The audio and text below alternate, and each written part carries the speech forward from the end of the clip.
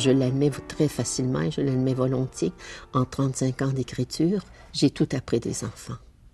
Ce sont vraiment les enfants qui, d'un texte à l'autre, m'ont dit « oui, tu peux le faire, oui, tu dois le faire, oui, tu dois nous parler, tu dois nous parler dans ta langue d'auteur », c'est-à-dire ne jamais construire une réalité extérieure, toujours parler d'émotions vraies et réussir à le dire dans ta langue à toi.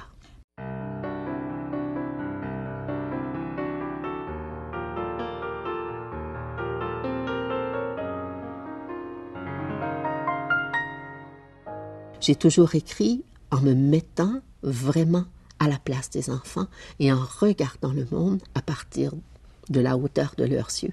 Et très souvent, je me rends compte que ce qui me caractérise au niveau de l'écriture, c'est beaucoup un langage symbolique qui me permet de rejoindre ce que j'appelle l'intime et l'universel. Je suis fière, je crois, d'avoir ouvert cette porte, de dire oui, on peut amener aux enfants des choses qui ne sont pas si évidentes, qu'on sorte de ce que j'appelle le monde de la fantaisie, le monde du rire, le monde du merveilleux, parce qu'il est question d'un public d'enfants. Je me rends compte qu'avec les enfants, j'ai découvert toujours. Avec mes élèves, j'ai aussi découvert toujours. Je découvrais à la fois les forces et les vertus de l'écriture. Une écriture appartient à un auteur.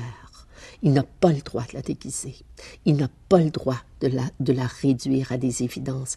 Il n'a pas le droit de se contenter de petites morales, même s'il s'adresse à des enfants, et surtout s'il s'adresse à des enfants. Je pense que oui, il faut écrire ce qu'on a envie d'écrire, c'est-à-dire qu'il faut trouver cette espèce d'équilibre. C'est un équilibre extrêmement précaire et toujours instable entre ce que moi, je suis comme artiste et mes préoccupations, et le regard que les enfants ont sur le monde et sur cette réalité-là.